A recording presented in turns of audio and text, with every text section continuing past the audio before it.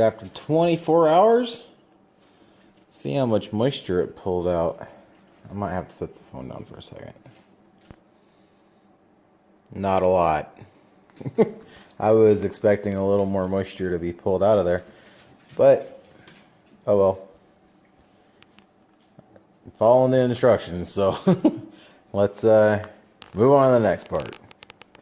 Okay, so I'm down here in the unfinished portion of my basement, also known as the gun room slash brewery. I can show you that in a minute. So what I've done is I've taken a piece of 550 cord and I've hung it, strung it across the room, and I take these paper clips and I just unbent them a little bit, skewered them, and hung them. So you want to have a, you can see here, I ran out of paper clips. I improvised. I had one piece. I wasn't going to go back upstairs for another paper clip.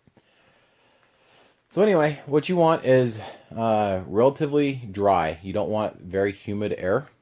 And you want it away from critters, so you want to keep it up. And you want good airflow around them, so you don't want to have them really crowded.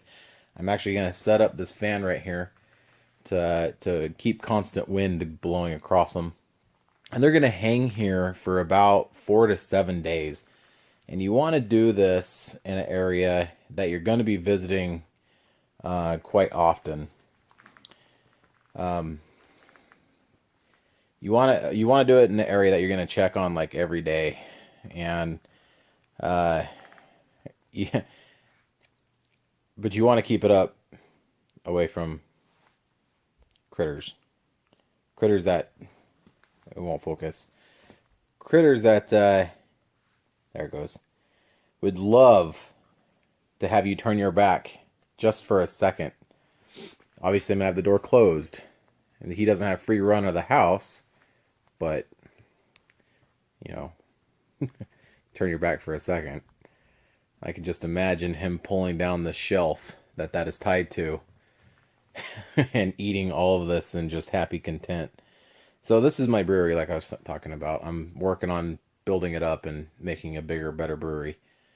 So, and my gun room, like I said, it's all messy, but this is my reloading table and where I keep some firearms. So, but anyway, that's what it is. You just let it hang. There's no heat involved. There's no just time and dryness. You just got to let it dry. They didn't have dehydrators or anything like that back in, whenever. I think she's way too short. She would love to get her hands on that too. But anyway, you want to make sure that it's got good airflow though. You don't want to put it in an area that doesn't have any airflow. And you want to check on it daily, from what I've read. If you see mold growing, obviously that's a sign of too much moisture in the air and it's not drying properly and you want to throw out the batch. And try again. Figure out what you did wrong, try again. It should start to turn really dark and start preserving itself. And so we'll check on it here from time to time. So yeah, that's it. That's all you gotta do. So I'm gonna get the fan set up and pour myself a beer.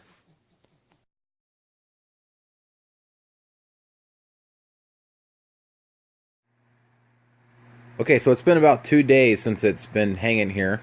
The fan has been blowing on it constantly, just on low, and just oscillating back and forth. The biltong is hard. It used to be kind of flexible, but now it's lost a lot of weight. It's not heavy anymore. It's kind of feather light. It's taken on this black outer crust. I can kind of feel it, and see if I can get this on camera. You can kind of feel that it's like a kind of squishy still. So there's still moisture on the inside of it here. And that's exactly what we want. There's no mold. There's nothing wrong with it as far as the process is going here.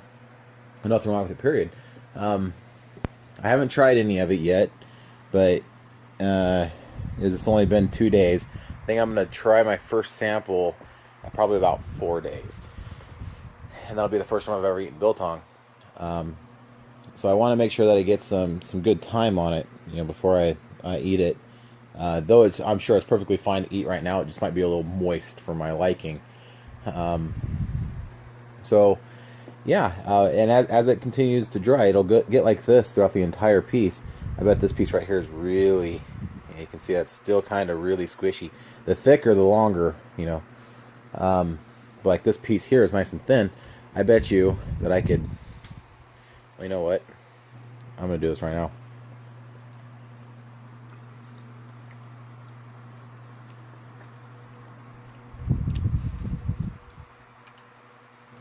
It has a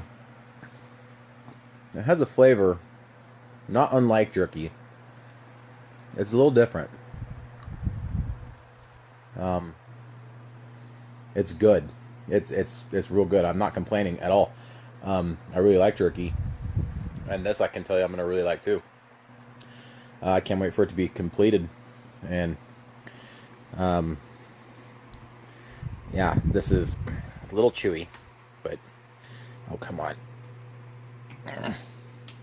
You know what? This one might come upstairs with me.